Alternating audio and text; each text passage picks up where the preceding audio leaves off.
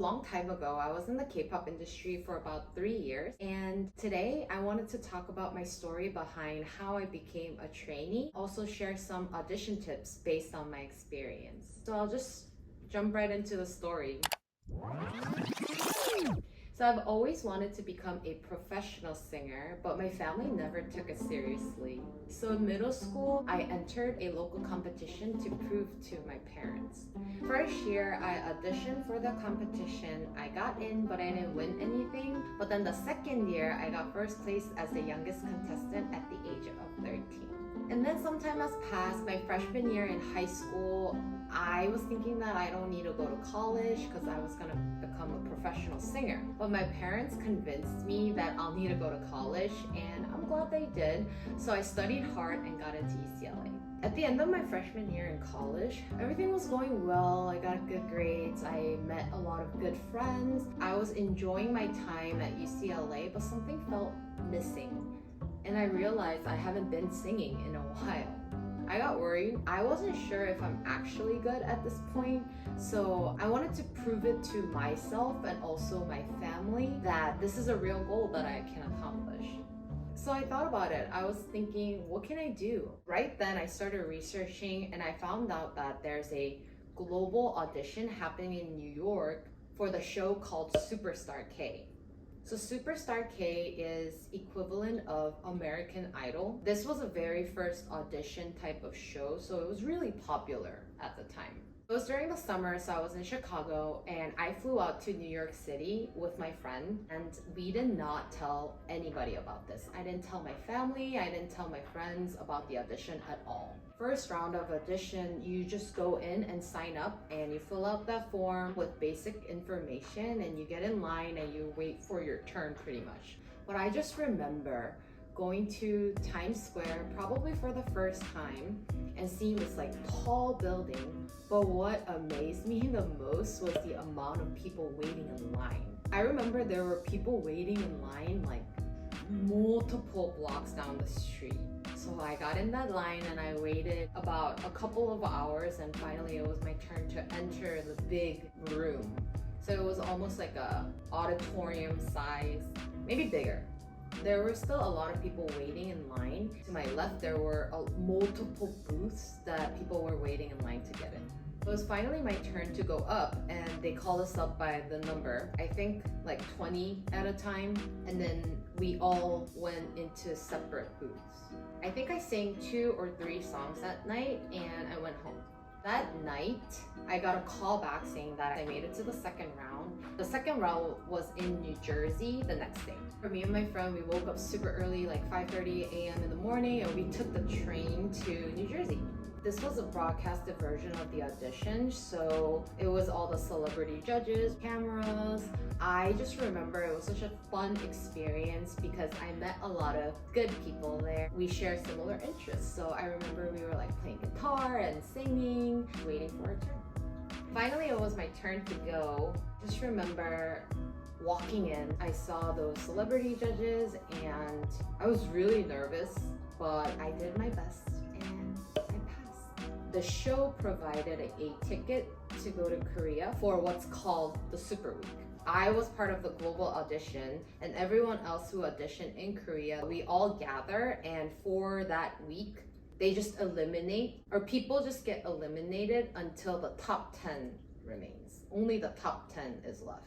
I went in and we did the first round, but I didn't make it. I didn't pass the first round. I was devastated, came all the way from America, didn't pass the first round, but there was a consolation match, which is for everyone who didn't pass. The judges chose a number of people for second chance. So format of the consolation match was we had to pick a song from one of the judges. I sang Tasha Yumire's song and passed that round.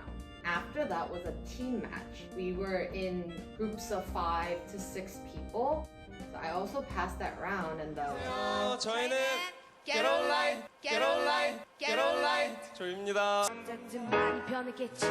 널 떠나보낸 후로 나는 사랑을 눈물을 흘리고만 있었지. 너 왜 날 떠나서 그렇게 살아? 너가 너무 그리워. 슬퍼서 bye bye bye. 가야만 한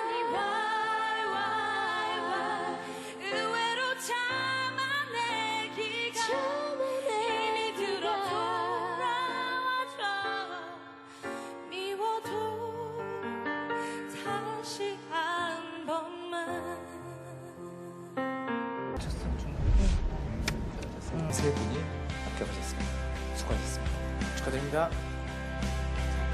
Final round before top 10 was a rival match, which is 1v1. From there, I didn't pass. We both didn't make it. Our 1v1, we both didn't make it. So I didn't make it to top 10, but I was actually really proud of myself because my whole point was to prove it to myself and to others that I can sing. And I felt like being in top 24 out of these crazy number of applicants was a proud accomplishment itself. After the show, I took a break and decided to stay in Korea to really give this a try. So actually my part on the show was mostly edited out, so I didn't get the exposure that I was hoping for. So I just decided to go to vocal academy. So I would get vocal lessons once a week. You're free to practice every day. So I went in every day from when it opens to pretty much when it closes. And to prepare for the auditions, I went on a diet, and this was right after my freshman year. I gained a little bit of weight. I think I lost all of or a little more than my freshman 15. I think I lost about 20 pounds. Once I got used to the academy and how things are working, I started auditioning through the academy, where different agencies come and pretty much any students, if they're interested, can sign up and audition. Other times I went to the open auditions for bigger companies like JYP, YG, and also other mid-sized companies as well. So let me talk a little bit more about auditions. Although it was 10 years ago, I know the structure of the auditions are still similar, so I think my experience will add value to anyone curious about K-pop auditions. So a popular method of looking for talent is through Instagram tags. Agency's casting team will go through the Instagram tags such as, I will add in, they'll look through your posts, and if they like how you look and your talent, the casting staffs will DM you. Also, in case you can't be there in person, management companies will audition you through Zoom calls. And if you're living abroad, then you can audition online now. Also, in case you're not familiar with the traditional format of auditions, there are two types, open and private. So open auditions, pretty much anybody can sign up, fill out a form with your basic information and introduction of yourself. You go into the room and they call you up by tens, and one person at a time will take turns. And usually there's like an X on the floor and there are the judges. I would say it's always like between 2 to 5. I think usually 3 judges, and there will be a camera behind the judges. And when it's your turn, you hand off your CD with instrumentals or any songs that you prepared. And you do your piece, and then once you're done, you go back in line and then the next person goes up. For private auditions, if you audition through the academy, or you passed the first round and you made it to the next round, then you walk into the room by yourself. The setup of the room is identical, but it's just more private because it's just you and the management team. So let me get into a couple of audition tips here. Tip number 1, if you're watching this because you want to become a K-pop idol and you want to get into one of the big agencies, then start auditioning now. Big companies look for talents as early as elementary to middle school. From a business perspective, the more blank slate you are, it's easier for them to guide you and help you grow into a certain style of singing and dancing that the company wants. But I think high school is still a very good time to audition, of course, if you have the potential, the skill, and the charm. So I learned this the hard way, where I made it to the final round from one of the big companies. So I really wanted to go to this agency at the time because this agency had a reputation of training older trainees. And what I mean by older is high school and college. So I went through multiple rounds, and after my final round, I was very excited about it. But the feedback was that everything is good except I was too old. I was 19 or 20 at the time. So please do not make the same mistakes that I made. But mid-sized agencies will likely choose an older, more skilled, and ready to debut type of trainees because smaller companies can't fund over several years for trainees before they debut. Or sometimes they'll look for a perfect fit for their group that's going to debut very soon. So there are many different cases. From my experience, I auditioned with a pretty big size company because they were looking for their final member. I made it to the final round, but I didn't sign with them.